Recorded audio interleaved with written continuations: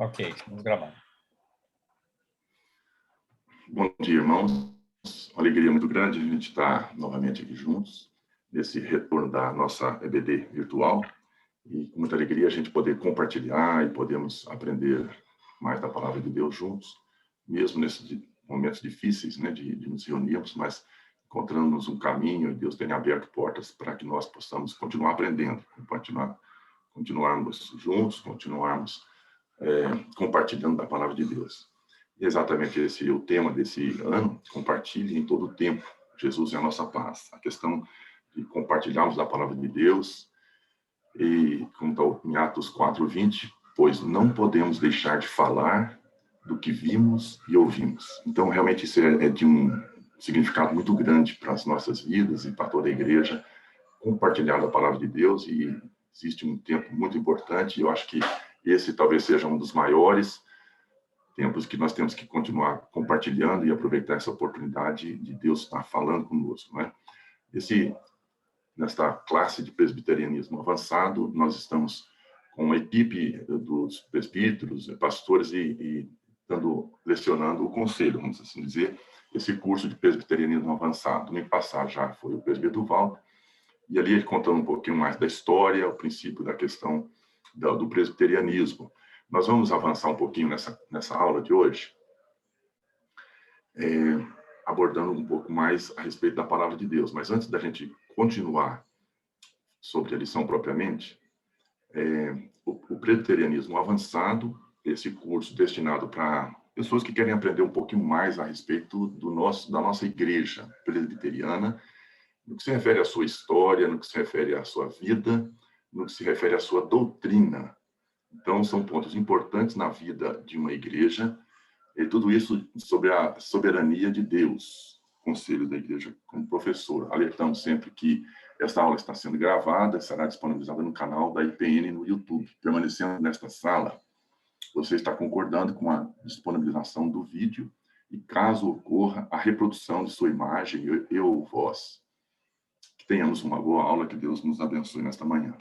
A aula de hoje, segunda aula, nós vamos entrar mais nos aspectos de doutrina. Quando nós falamos de igreja presbiteriana, e estamos falando para pessoas normalmente novas que estão entrando na igreja, ou pessoas que já estão na igreja há algum tempo, que aprender um pouco mais e aprofundar um pouco mais, e falamos a respeito do que pensa a igreja, qual é a linha de pensamento. Nós temos muitas igrejas, e a igreja presbiteriana. Falamos um pouquinho de história, vamos falar um pouquinho a respeito de doutrina. Em primeiro lugar, nós vamos abaixar nossas cabeças. Alguém pode orar para nós, por favor? Quem se voluntaria para fazer uma oração? É possível liberar o microfone? E Leonardo está disponível para falar, Leonardo, para orar, se tiver condições? Ou Raniel, Gabriela, alguém pode orar?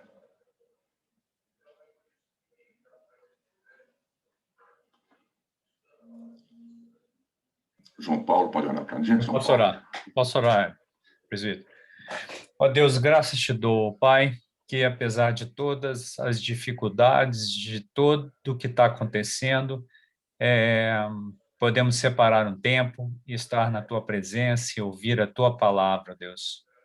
Graças te damos por esses momentos tão preciosos de aprendermos mais um pouco sobre a igreja presbiteriana. Abençoe o presbítero Heber, Senhor, na palavra que ele tenha a nos trazer, que teu Santo Espírito esteja com ele, abençoando, trazendo essa palavra da nossa mente para o nosso coração, ó Deus. Em nome de Jesus que te oramos. Amém. Amém. Irmãos, então, o primeiro ponto, e esse texto, alguns textos que nós temos aqui, é um ponto central quando a gente fala em igreja presbiteriana e quando nós falamos em termos de doutrina. A igreja tem uma preocupação muito grande com a aprendizagem da palavra de Deus, e por isso mesmo nós vamos ler os textos que estão aí relacionados. Salmo 19, de 7 a 10, Salmo 119, com esses versículos citados, e Romanos 11. Vou fazer essa leitura, os irmãos acompanham então. Prestem atenção, então, no valor e no significado que tem a palavra de Deus para o salmista, e no caso o apóstolo Paulo, que escreveu, e também o valor da doutrina e do ensino da palavra de Deus. No Salmos 19, 7 a 10, diz assim: a lei do Senhor é perfeita e restaura a alma. O testemunho do Senhor é fiel e dá sabedoria aos simples. Os preceitos do Senhor são retos e alegram o coração. O mandamento do Senhor é puro e ilumina os olhos. O temor do Senhor é límpido e permanece para sempre. Os juízos do Senhor são verdadeiros e todos igualmente justos. São mais desejáveis do que o ouro, mais do que muito ouro depurado, e são mais doces do que o mel e o destilar dos favos. No Salmo 119, quanto amo a tua lei, é a minha meditação todo dia. Os teus mandamentos me fazem mais sábio que os meus inimigos, porque aqueles eu os tenho sempre comigo. Compreendo mais do que todos os meus mestres, porque medito nos teus testemunhos. Lâmpada para os meus pés é a tua palavra e luz para os meus caminhos. E, finalmente, depois do apóstolo Paulo apresentar a mensagem do evangelho e a beleza que existe ali, ele fica extasiado, ele fica admirado, e é algo que nós precisamos ter também.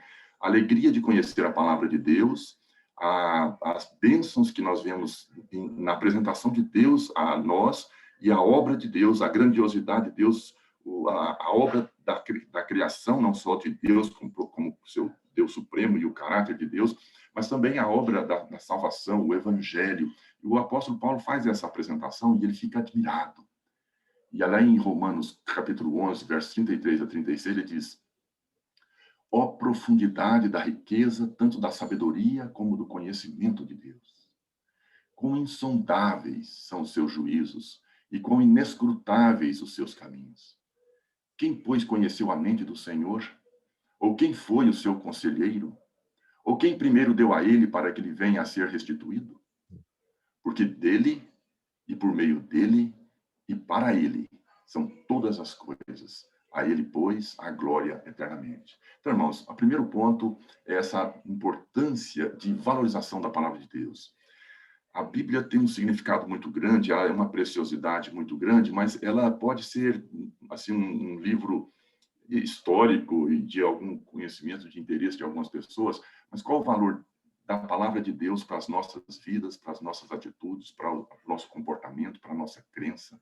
Então, a centralidade da palavra de Deus e o valor que ela tem, a preciosidade da palavra de Deus na nossa vida, em conduzir os nossos passos, em conduzir as nossas atitudes, em nos ensinar como reagir diante das adversidades, momentos que nós estamos passando agora, de nos ensinar a como comportarmos diante de dificuldades que a gente enfrenta, eventualmente de saúde, eventualmente de perda de um ente querido, eventualmente de perda de trabalho, de situações difíceis que a gente possa estar enfrentando, mas a Bíblia nos ensina o nosso comportamento e a nossa ação, a nossa atitude diante de Deus, de como nós temos que aprender a confiar no Senhor, a poder aprender a caminhar dia a dia nessa dependência. Então, esse desejo de aprender mais da palavra de Deus, essa sede por aprender mais a palavra de Deus, esse desejo de estar buscando o néctar ali, nutrir-se dele, alimentar-se, essa deve ser a característica do crente. E essa tem sido a característica de muitos crentes e de muitas pessoas e pastores e teólogos, e na história nós observamos isso. Quando nós falamos em símbolos de fé, a nossa aula basicamente vai falar sobre os símbolos de fé. Então, a palavrinha, os dois documentos que estão aqui. E nesse lado esquerdo aqui, primeiro, a Bíblia Sagrada como regra de fé e prática. Como nós ressaltamos, ela é nosso centro, ela é a mensagem pela qual nós temos que buscar a orientação. Nunca fugimos da palavra de Deus. Ela, sim, é palavra inspirada, inerrante, palavra de Deus. Agora, vários documentos são elaborados, vários livros, vários documentários, um material vasto é feito sobre isso. E quando nós falamos dos símbolos de fé, nós estamos falando exatamente de uma forma de concatenar e de organizar, de estruturar o que nós entendemos sobre a palavra de Deus. É uma abordagem temática do ensino da Bíblia. São documentos elaborados por um concílio da igreja. É um sistema público para averiguação, ou seja, se alguém quer conhecer como pensa a igreja presbiteriana, qual é a sua forma de governo, qual é a sua forma de... Existem os documentos da igreja propriamente, da igreja presbiteriana, mas em termos doutrinários, os símbolos de fé realmente é uma referência e a nossa igreja tem como referência. Quando falamos símbolos de fé, muitas pessoas podem não saber o que são os símbolos de fé. Claro que uma pessoa que está entrando na igreja agora, certamente não vai saber isso. Mas mesmo pessoas que já estão na igreja conosco há algum tempo também podem ter dificuldade se a gente chegar com essa pergunta. Quais são os nossos símbolos de fé? Muitas pessoas podem ter dificuldade. Então, o objetivo dessa lição é a gente aprofundar um pouquinho aqui, contando um pouco da história e o que significa algumas características dos nossos símbolos de fé. Quando falamos, então, em símbolos ou símbolo de fé reformada, nós temos basicamente 3 documentos que foram elaborados já há algum tempo. Nós vamos fazer uma exposição sobre isso aqui, um pouquinho da história, mas que é o nosso breve catecismo, o catecismo maior e a confissão de fé de Westminster. Então, esses símbolos de fé, eles são conhecidos também como padrões de fé Westminster, ou simplesmente padrões de Westminster, ou até mesmo padrões presbiterianos. Nós temos vários documentos confessionais reformados. Entendeu? Nós estamos aqui uma lista, só citando um pouco desses documentos. 1537, lá pouco depois da reforma, lá em Genebra ainda, o Catecismo e Confissão de Fé de Genebra. Em 1557, a Confissão de Fé da Guanabara, algo que aconteceu aqui no Brasil, a vinda de reformadores para o Brasil, até mesmo chamados para virem, assim, convidados para a expansão do Evangelho aqui. Houve influência, houve perseguições, houve dificuldades e um desfecho muito, assim, não um desfecho triste nessa história toda. Alguns foram expulsos, outros foram mortos, mas eles, no final desse período, escreveram uma confissão de fé, conhecida como Confissão de Fé da Guanabara. Temos em 1559 a Confissão Gaulesa, depois a Confissão Escocesa, a Confissão Belga, Catecismo de Heidelberg, a Segunda Confissão Helvética, 1566, são os 39 artigos da Igreja Anglicana.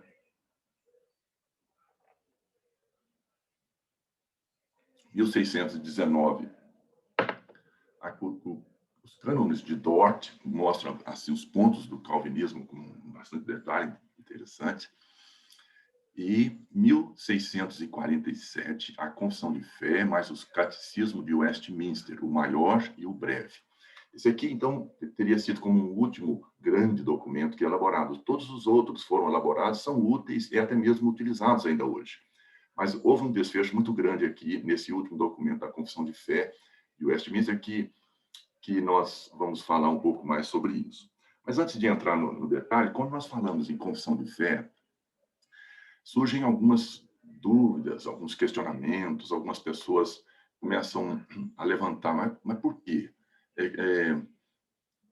Qual o sentido de eu ter essas confissões de fé? Será que elas têm utilidades, ou o símbolo de fé, os documentos? Alguns pontos que nós levantamos, né? Nós temos dificuldades relacionadas a algumas questões. Primeiro é que alguém pode dizer, não, mas espera aí, não é a Bíblia. Não basta a Bíblia, eu só fico com a Bíblia, não quero mais nenhum documento. Então, realmente existe esse tipo de pensamento, existe esse tipo de argumento algumas vezes, mas nós sabemos, né, irmão, nós gostamos de ler, nós vemos que existem muitos livros e instruções, e hoje é uma literatura muito grande que nos apoia, que nos auxilia na compreensão da palavra de Deus. Então, sim, a palavra de Deus, ela é central, ela é a palavra inerrante de Deus, é a palavra de Deus, como é dito aqui. Mas documentos para serem elaborados são importantes. Acreditamos que precisamos ter documentos. E o objetivo desses documentos é, de uma forma, estruturar o ensino doutrinário da palavra de Deus. O que é a Bíblia? O que a Bíblia nos ensina? Então, esses documentos confessionais têm esse objetivo.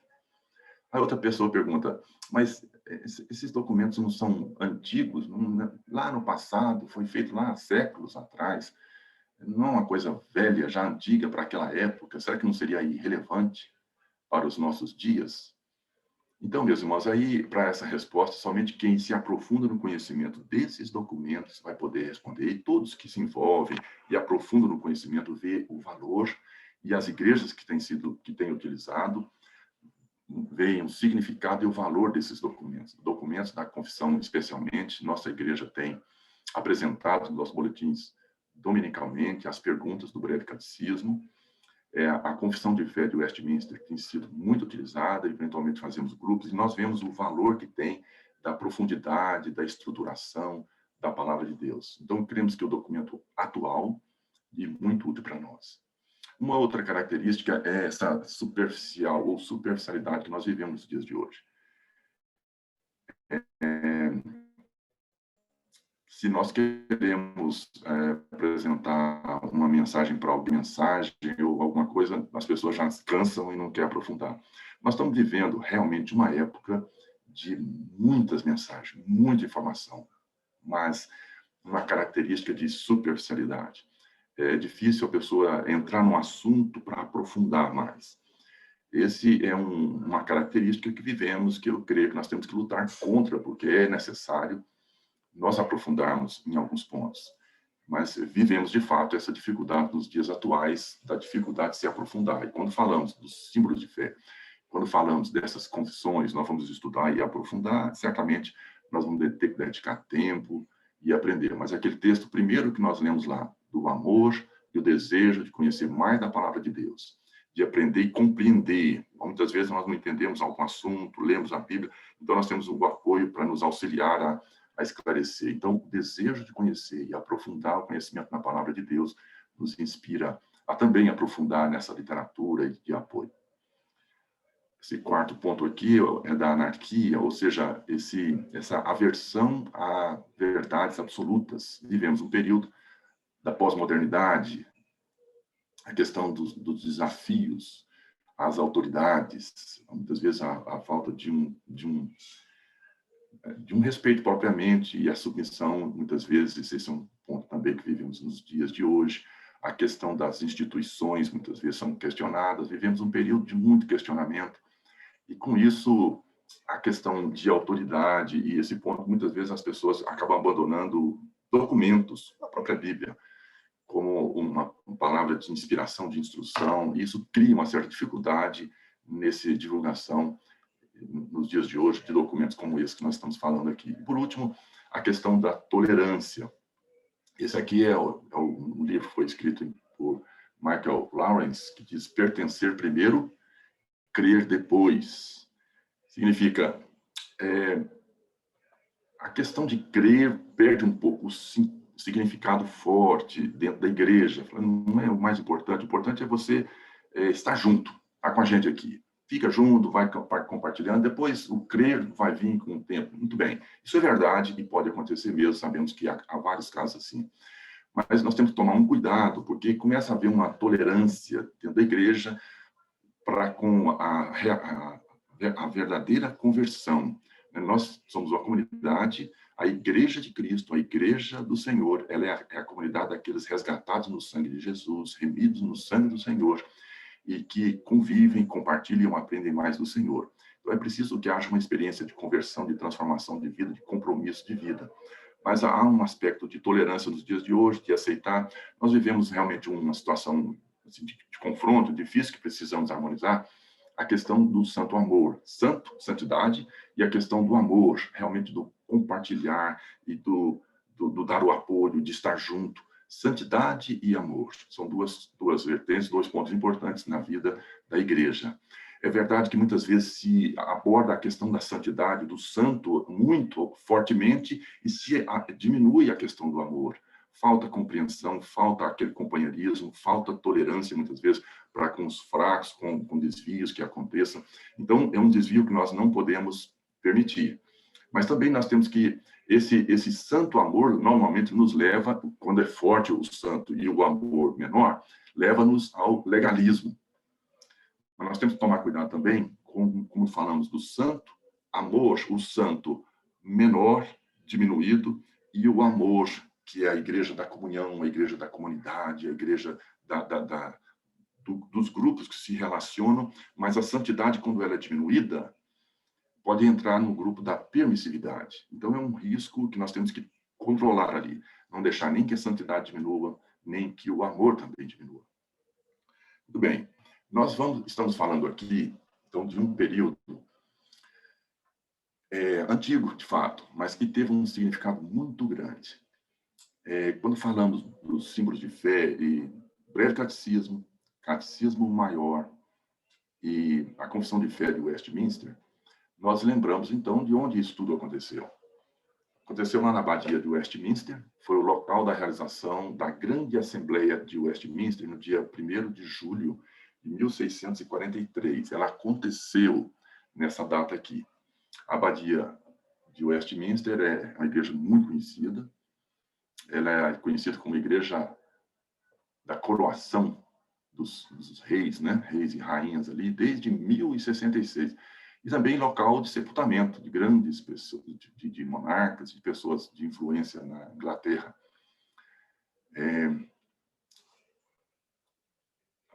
Parece que até o próprio Isaac Newton está sepultado ali também. Uma das salas mais famosas da capela, chamada também de Câmara ou Salão, ela é a Câmara de Jerusalém. Ela não é aberta hoje, ela foi construída depois, em 1362. Uma grande parte das reuniões da Assembleia de Westminster aconteceu nessa sala. Essa sala de Jerusalém, ela foi reformada e até hoje as pessoas podem ir, mas parece que ela não é aberta para visitação hoje. Então, essa Assembleia de Westminster aconteceu, aqui tem uma foto muito conhecida, e daquele período, das reuniões que aconteciam ali. Essa foi uma assembleia que aconteceu com a presença de teólogos, Assembleia de Teólogos de Westminster. Essa assembleia aconteceu de 1643 a 1649, ou seja, quase 6 anos de uma assembleia para discutir os assuntos que nós vamos citar agora há pouco. Foi convocada pelo parlamento inglês para elaborar novos padrões doutrinários, litúrgicos e administrativos na igreja, para a igreja da Inglaterra.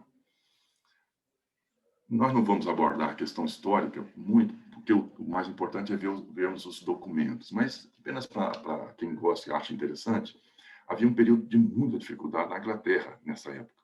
Havia uma convulsão social muito grande, convulsão política, e até mesmo aconteceu pouco depois uma guerra civil inglesa. Havia uma disputa muito grande nessa época entre o parlamento era calvinista, e a influência da igreja era muito grande, muito maior do que hoje. Naquela época era fortíssima, realmente, e na Europa como um todo. Foi um período de muita reviravolta na Europa nessa época. Então, o parlamento era calvinista, mas a monarquia era arminiana, episcopal, Carlos I.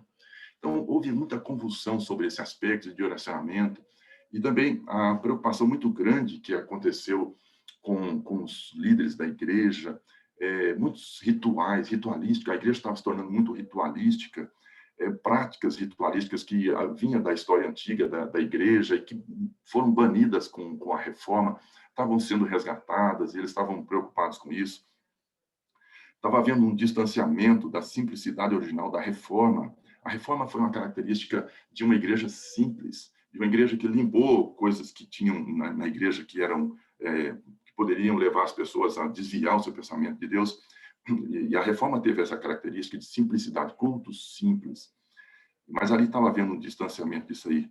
Um cristianismo mais sacramental, como se ofícios e sacramentos pudessem automaticamente trazer a graça de Deus pelos elementos propriamente.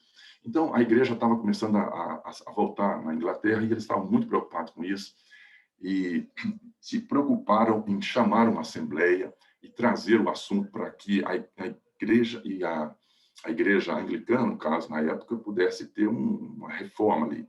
Ou seja, os pontos já tinham sido levantados, já haviam sido estudados ali, eu acho que os 39 pontos da igreja anglicana, que já tinha sido um documento que já tinha sido divulgado, mas eles estavam querendo reformar e dar uma revisão. Tudo isso nasceu, todos esses documentos que nós citamos aqui.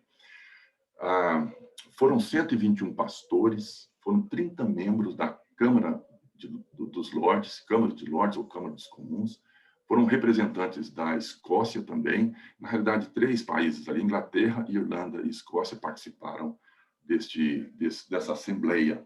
Foram 1.163 reuniões plenárias, como nós citamos, quase 6 anos.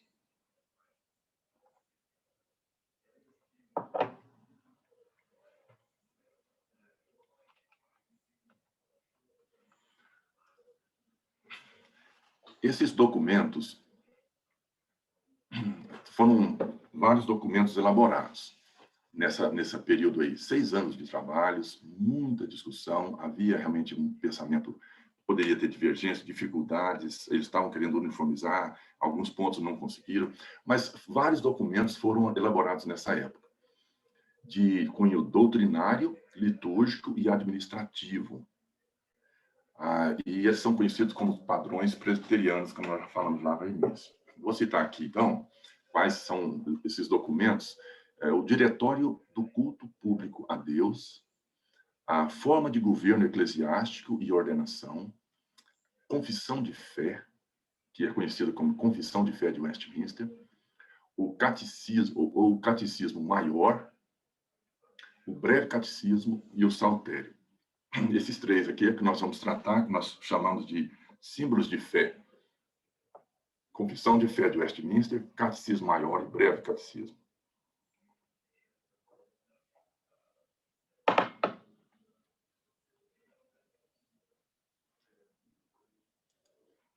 Esses documentos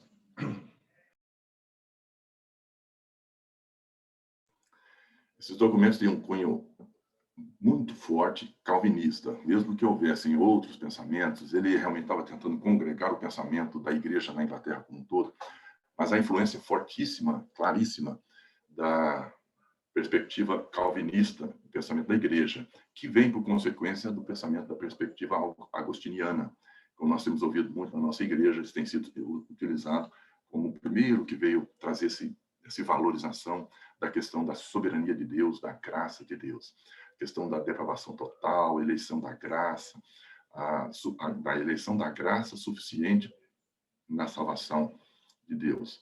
Então, contrapondo aos ensinos pelagianos lá na época de Agostinho, então foi o movimento calvinista fortemente influenciado aqui. Por isso mesmo, um documento abraçado, a Igreja Presbiteriana tem até hoje como esse documento de referência para em termos de doutrina.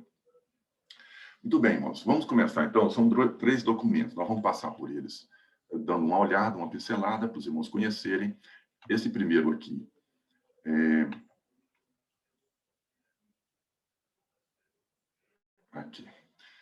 é o Breve Catecismo. Já conhecemos bastante.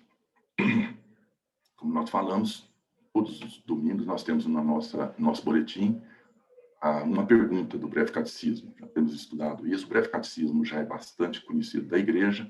Então, para aqueles que não conhecem a nossa igreja, eventualmente pessoas que estão querendo conhecer, é importante ver, conhecer um pouco sobre o Breve Catecismo. Tem sido uma influência muito grande na história da igreja. No passado, hoje não tem sido feito muito isso, mas no passado havia muitas famílias que se reuniam no domingo à tarde, e com a família sentava na mesa e vamos estudar o Breve Catecismo, e começava a estudar. Quando se estuda o Breve Catecismo, as perguntas e as respostas, quem lê esses documentos mais originais, porque aqui nós temos as perguntas, as respostas, não tem todo o conteúdo, está um resumozinho aqui. Mas tem muito texto bíblico relacionado ali. Então, é uma oportunidade, é uma forma de leitura da Bíblia direcionada através do Breve Catecismo. Então, as famílias faziam isso muito no passado.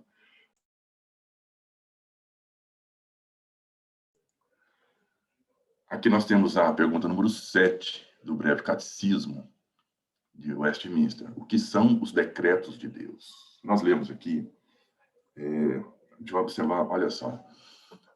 Os decretos de Deus são o seu eterno propósito. Então, a pergunta ela tem uma resposta que não é muito grande, mas ela traz uma profundidade muito grande. São os propósitos de Deus. Propósito que é eterno.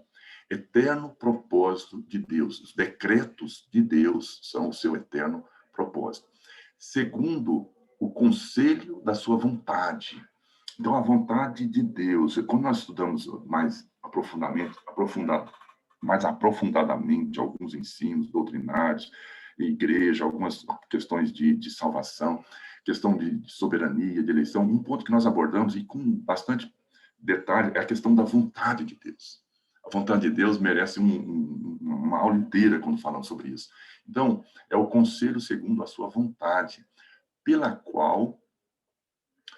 qual, para a sua própria glória, a glória de Deus, né? O quinto ponto lá do solo deu glória, do calvinismo, 5 pontos do calvinismo, que é o solo deu glória. Então, a glória de Deus, ponto que é muito levantado hoje, que temos a todo tempo falando da glória de Deus, que é o fim último, né?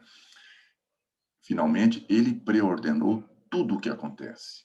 É o Deus soberano sobre todas as coisas. Ele preordenou, e aqui também está carregado um ensino muito profundo e que merece se estudar com mais profundidade. A resposta, então, a essa pergunta, por mais simples que alguém possa pensar que seja, ela não é. Ela tem por trás muitas verdades que precisam ser estudadas.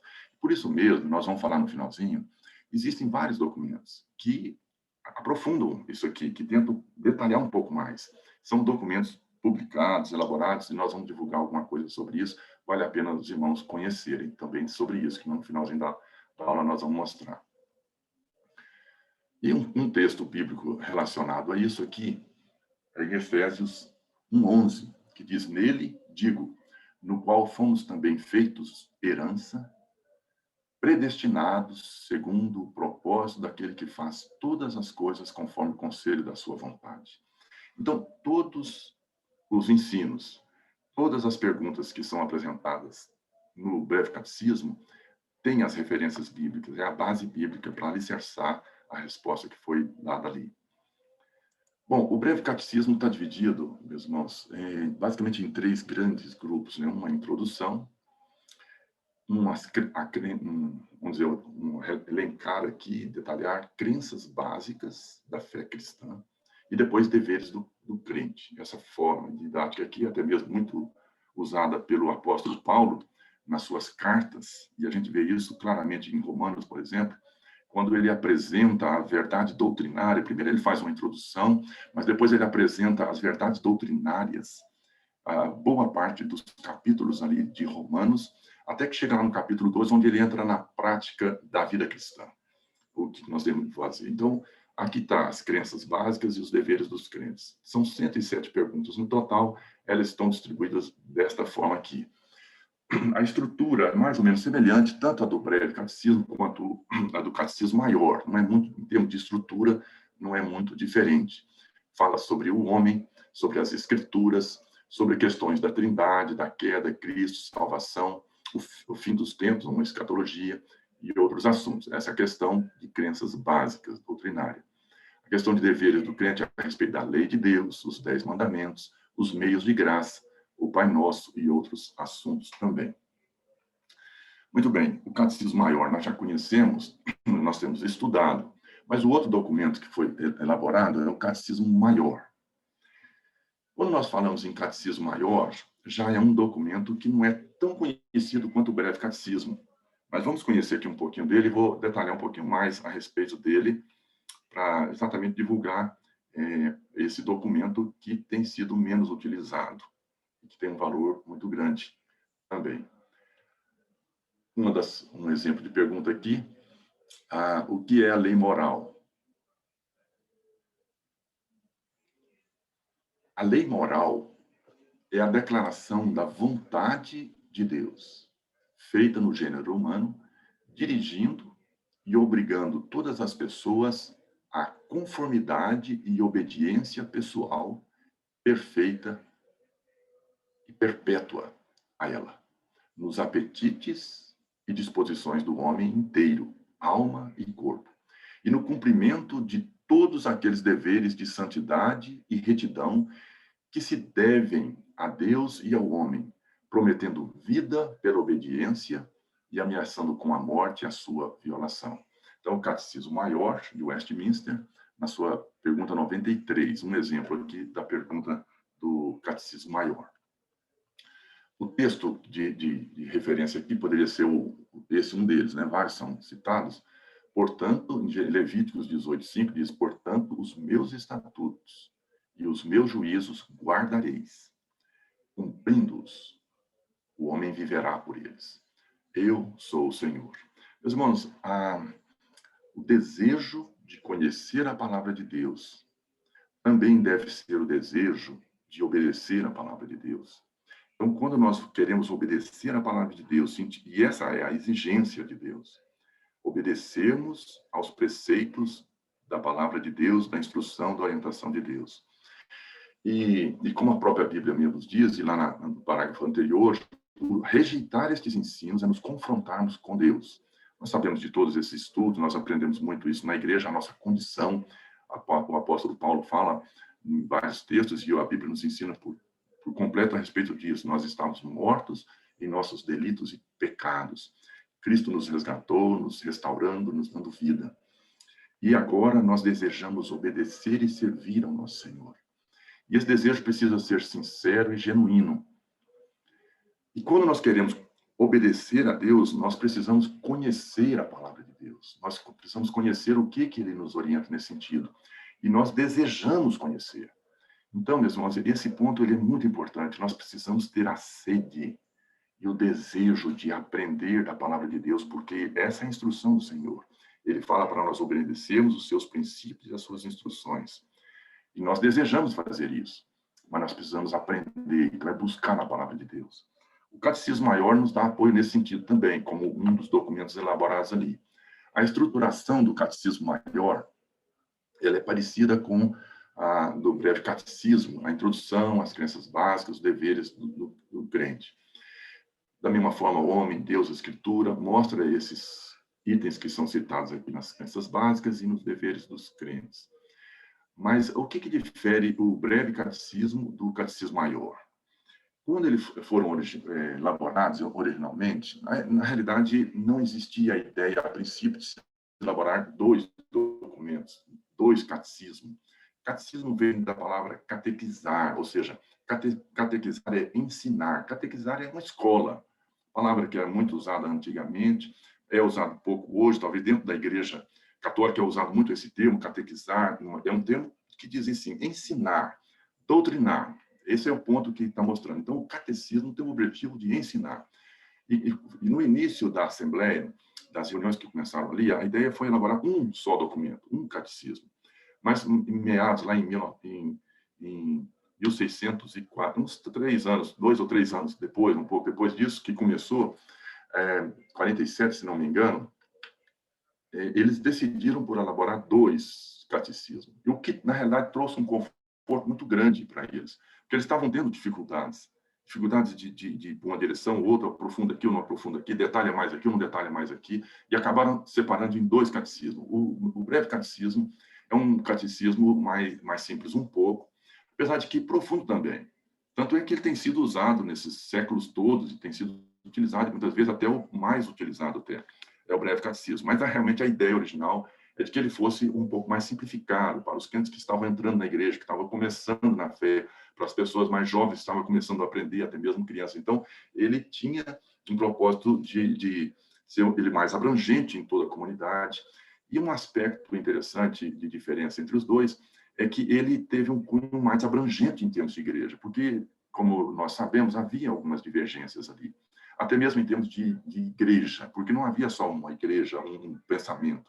Havia um pensamento diferenciado ali, em termos de liturgia, em termos da igreja, em termos de como conduzir a igreja. Então, mesmo que o movimento como um todo, a Assembleia, e houvesse uma predominância, especialmente dos escoceses que participaram ali, nós citamos que são 3 países, a Escócia veio com o seu grupo, veio um pouco depois, chamado também, não com um grupo muito grande, mas de pessoas extremamente bem preparadas, tiveram uma influência muito grande na condução dos ensinos que são trazidos aqui para a Assembleia, que foram trazidos e foram concatenados e consolidados nos documentos. E que tem essa linha calvinista, e é a linha da Igreja Reformada e a linha da Igreja Presbiteriana. Só que haviam outras igrejas e movimentos diferentes, então, para conciliar, o breve catecismo ele deixou de abordar com mais profundidade alguns pontos, como, por exemplo, com a relação à igreja, propriamente, a sua liturgia e condução da igreja, foi minimizado no breve catecismo para que fosse um documento que tivesse abrangência mais geral entre as igrejas. E o catecismo maior já aprofundou esses pontos. Então, ele entra mais em detalhes com relação a alguns aspectos, em cada um deles sendo um pouco mais profundo, direcionado, então, para uma nova etapa, uma segunda etapa, as pessoas que querem aprofundar um pouco mais. Abordam a questão da lei também, aprofundam um pouco esses detalhes. Muitas vezes as pessoas podem ler, tem influência da época também, em termos de detalhamento que está tendo, mas o Catecismo Maior realmente foi um documento um pouquinho mais aprofundado, um pouquinho mais elaborado nas suas respostas, apesar que o conteúdo, a sequência e os itens são mais ou menos semelhantes. Aqui uma pergunta do Catecismo Maior. Quanto aliás, uma abordagem sobre o valor do Catecismo Maior. Quanto ao excelente material para estudo e preparação teológica, podemos citar como exemplo as perguntas de 70 a 77, onde apresentam uma excelente declaração das doutrinas reformadas da justificação e santificação. Como exemplo, a pergunta 77. Então, meus irmãos, nós estamos enfatizando um pouquinho mais o Catecismo Maior, porque ele tem sido esquecido. Tem literaturas mostrando sobre isso, a divulgação de documentos relacionados ao Catecismo Maior tem sido menor e as igrejas têm usado um pouco menos. Eu acho que para prejuízo nosso mesmo, porque é um material de conteúdo doutrinário muito bom, de conteúdo e de vamos dizer, apoio, né, à confissão de fé. A confissão de fé é realmente o documento mais conhecido de todos eles, que nós vamos falar em terceiro lugar. E o Catecismo Maior é um documento de apoio, vale a pena nós conhecermos um pouco mais. Quem já está mais naquele tempo na igreja, muitas pessoas, e pode conversar, muitas pessoas não conhecem o Catecismo Maior, não têm experiência, mas eu acho que vale a pena nós aprendermos, procurarmos ler. Ele pode ser um documento de leitura com mais sequência, mas ele pode ser um documento de consulta. Você está lendo que é sobre um determinado assunto e você vai no documento como uma consulta para buscar esclarecimentos a respeito daquele tema. Aqui foi um exemplo mostrando essa pergunta aqui. Em que difere a justificação da santificação? Qual a diferença entre justificação e santificação? Então, o Catecismo Maior responde assim: ainda que a santificação seja inseparavelmente unida com a justificação, contudo, elas diferem nisto. Na justificação, Deus imputa a justiça de Cristo, e na santificação, o seu Espírito infunde a graça e dá forças para a exercer. Na justificação, o pecado é perdoado. Na santificação, ele é subjugado. Aquela liberta a todos os crentes igualmente da ira vingadora de Deus, e isto perfeitamente nesta vida, de modo que eles nunca mais caem na condenação. Esta não é igual em todos os crentes, e nesta vida não é perfeita em crente algum, mas vai crescendo para a perfeição. Esta é a santificação, vai crescendo para a perfeição. Os textos estão citados aqui embaixo.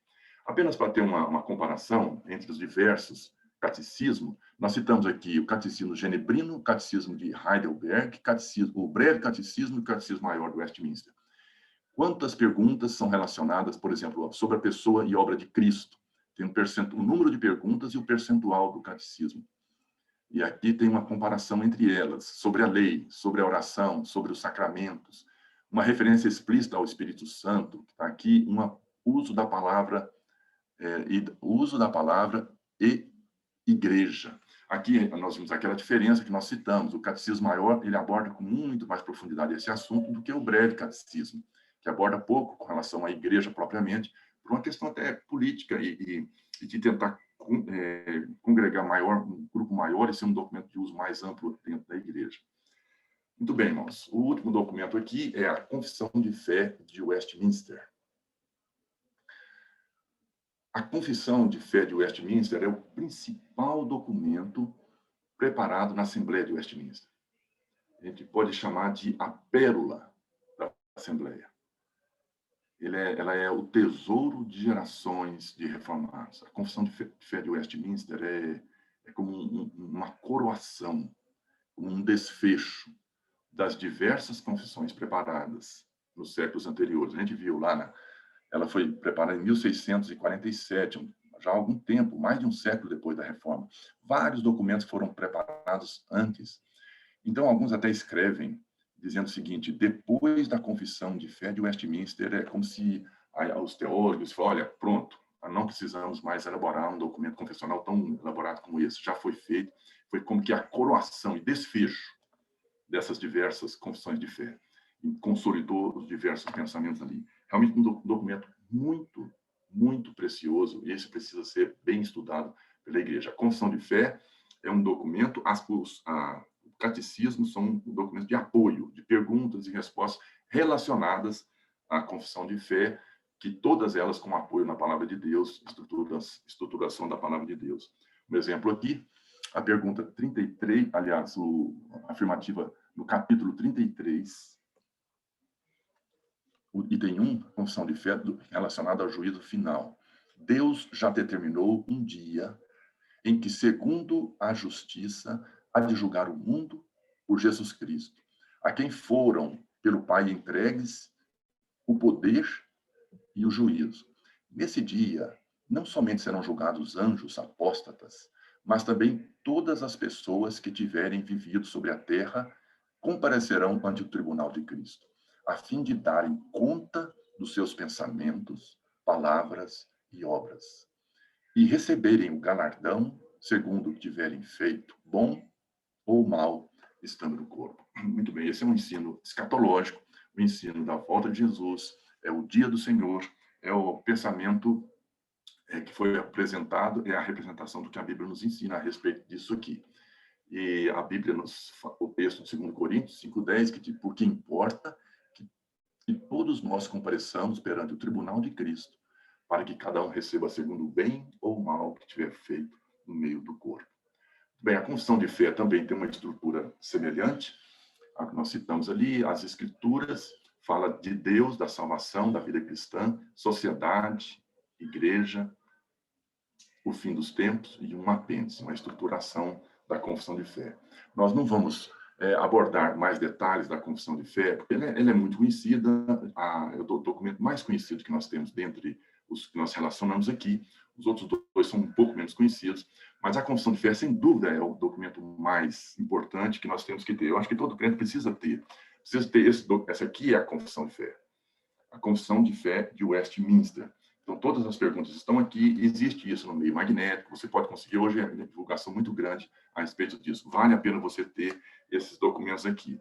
Agora, para fazermos um fecho aqui, finalizando já, caminhando para finalmente da nossa aula, eu queria apresentar uma bibliografia que vale a pena. Quem tem interesse em aprender mais, quer aprender um pouquinho mais a respeito desses documentos, alguma bibliografia recomendada. Então, vamos citar alguns aqui. Como nós falamos, a confissão essas confissões, elas vêm acompanhadas de vários documentos para detalhar e aprofundar. O Breve Catecismo foi um documento, estudo do breve Catecismo de Westminster, Leonard Van Horn. É um documento que aprofunda em detalhes, ou seja, faz comentários adicionais para detalhar um pouco mais o ensino do Breve Catecismo, de Leonard Van Horn. O segundo documento aqui é o Catecismo Maior de Westminster. Aqui é um documento sobre o Catecismo Maior. Poucos documentos são elaborados sobre isso aqui, como eu falei.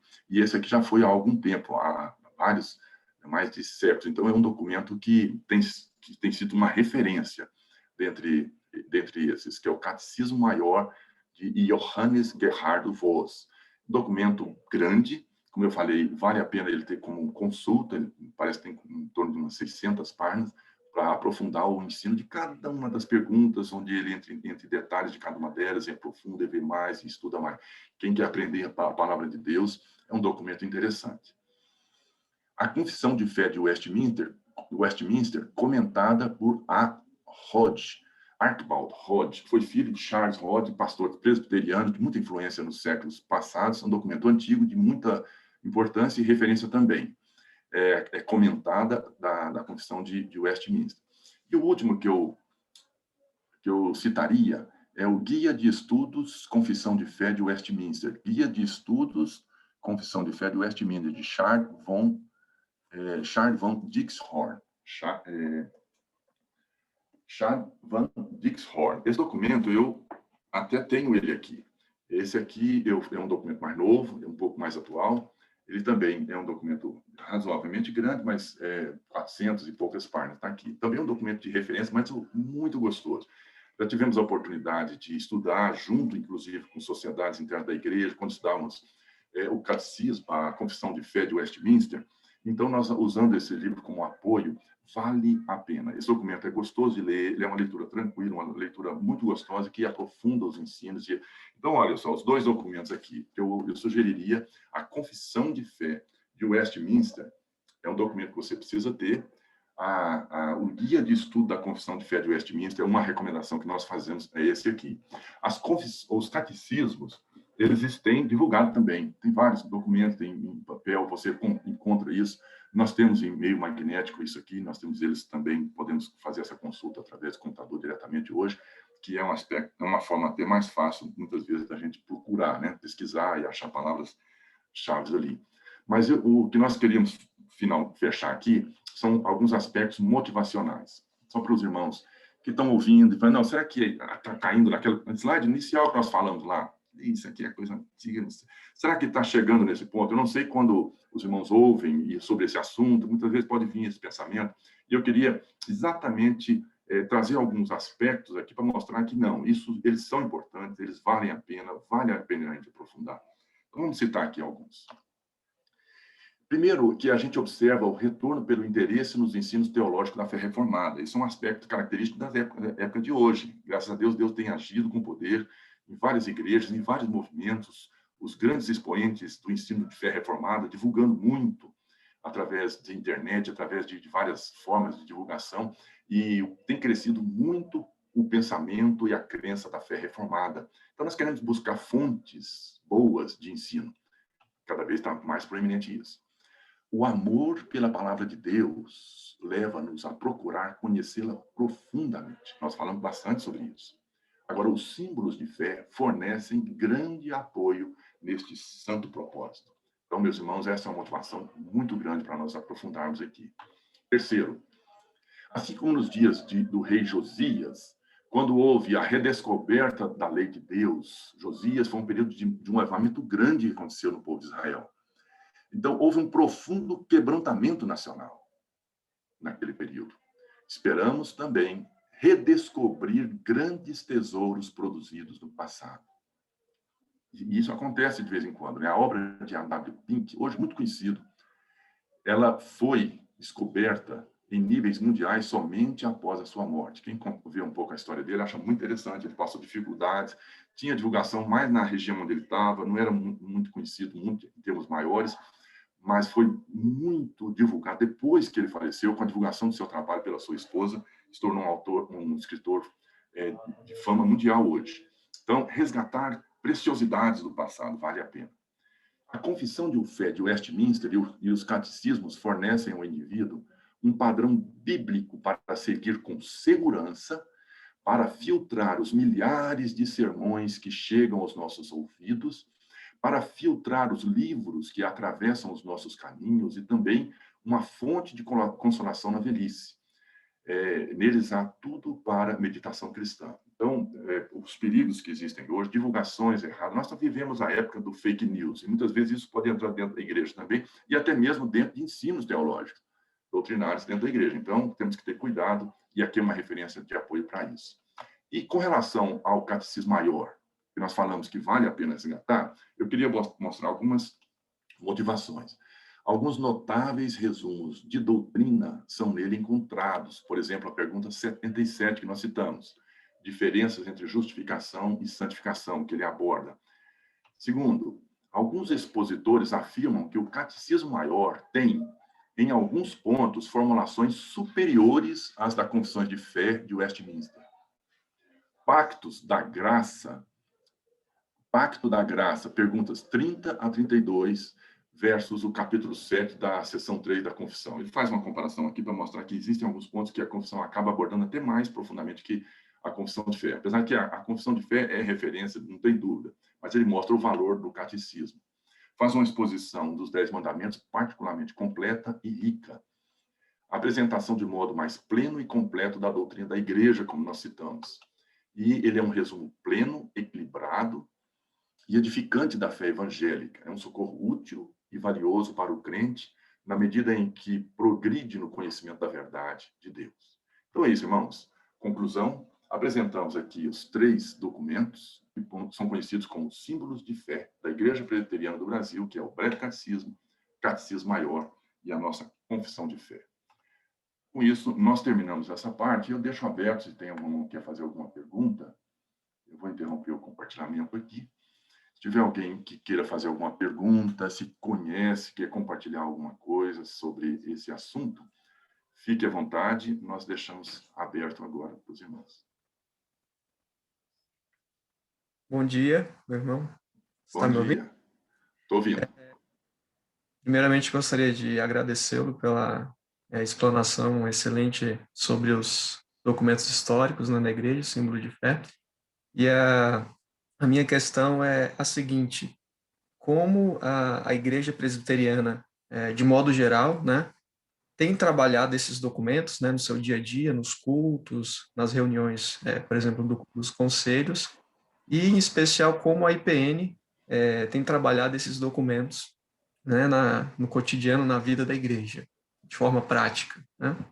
Isso.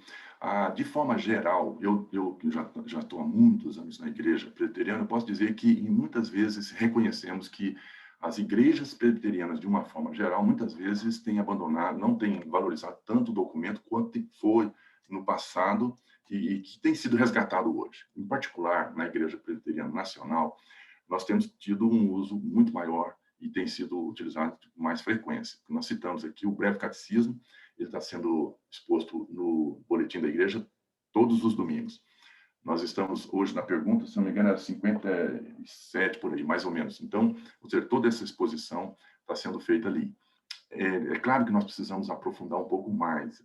Por exemplo, essa aula que nós estamos dando aqui é um estímulo também para que as pessoas busquem conhecer um pouco mais. Nós citamos que famílias, algumas vezes, se reúnem com os filhos e para estudar o próprio catecismo com uma certa sequência. Isso era mais comum no passado, hoje não tem sido muito. Estimulamos a que seja feito isso.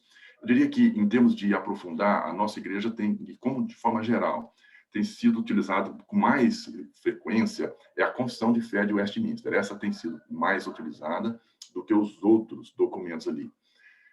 Nós tivemos, eu citei aqui, já em uma das sociedades onde estudamos toda a Confissão de Fé, passamos um período quase do ano inteiro estudando a Confissão de Fé.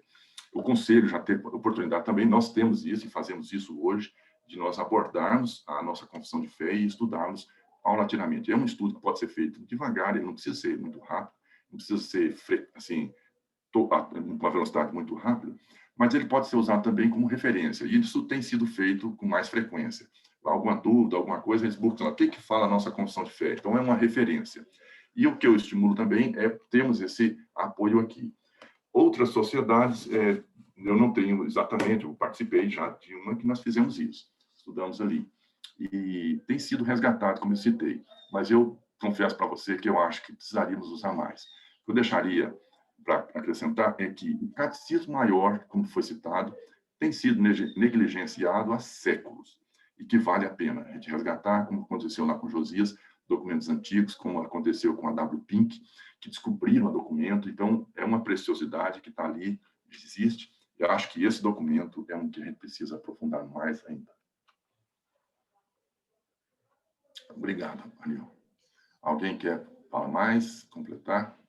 Weber, só dando um exemplo, uma vez falando para os adolescentes, falando sobre Gênesis 3, sobre a tentação lá de Adão e Eva, eu falei sobre a Confissão de Fé de Westminster, usei os eternos decretos de Deus. Então, aproveitei e falei deles sobre a confissão de fé. Então, a gente sempre que tem a oportunidade, a gente, se o assunto envolve alguma coisa, a gente usa na prática, né, a confissão de fé de Westminster. Isso. Como eu falei, como referência, a gente tem que fazer isso, né? E tá crescente mesmo, está crescendo. Exatamente. Mais alguém? Bom, irmãos, foi uma alegria muito grande. Eu já vou encerrando aqui. Nós já passamos um pouquinho, mas é um prazer enorme sempre estar com vocês e aprender mais. Sempre é bom a palavra de Deus. Eu estimulo os irmãos a procurar um pouco mais essas referências que nós citamos. Você pode conseguir isso pela internet, você pode conseguir. Existem divulgações sobre esses documentos muito grandes, então é possível conseguir aprofundar. Esmere-se nisso. Aquilo que foi citado é verdade, é uma referência confiável. A palavra de Deus realmente é a base, mas muitas vezes pode-se pegar a Bíblia e com um versículo desviar uma mensagem, a gente vê que aparece muito isso, até seitas aparecem em função de um versículo mal interpretado, e então pode acontecer esses riscos. A confissão de fé e os documentos são referências confiáveis para nós estudarmos a palavra de Deus. Então, a gente fica feliz que tenha havido um interesse maior no estudo da palavra de Deus, conhecimento da palavra de Deus. Nós vamos encerrar, então. Vamos fazer uma oração. Eu estou vendo que o André está aí, André? Você pode falar, André? Você pode? Posso, estou aqui, estou ouvindo. Daqui a pouquinho você está lecionando aqui também, né, André? É. Então, sim, André, você quer falar uma palavra? Ou se não, fazer uma oração final? Eu queria agradecer a excelente aula que você ministrou. É sempre importante a gente rever esses documentos que servem de apoio, né, ao entendimento da palavra de Deus, e que devemos procurar ler um pouco, ou pelo menos usá-los para tirar dúvidas quando estudamos, fazemos a leitura da palavra de Deus. Parabenizar aí pela excelente aula. Obrigado. Vamos orar? Você pode orar para a gente, André? Assim, querido Pai que estás nos céus, nós te agradecemos, Senhor, pela oportunidade de estarmos estudando a tua palavra, crescendo, Senhor, no conhecimento de Cristo, e que nós possamos colocá-la em uso na nossa vida, no nosso viver diário, e que possamos, através dela, Senhor, estarmos também colaborando no crescimento do reino, da tua obra aqui na terra. Sede conosco, Senhor, no restante desse dia. Abençoa todos os trabalhos que serão realizados ainda em teu nome. Agradeço também pela dedicação do professor Eber e dos irmãos que compuseram, Senhor, esta sala para estudo desta palavra. É em nome de Jesus que oramos e te agradecemos. Amém. Amém. Deus abençoe. Tenha um bom dia, irmãos.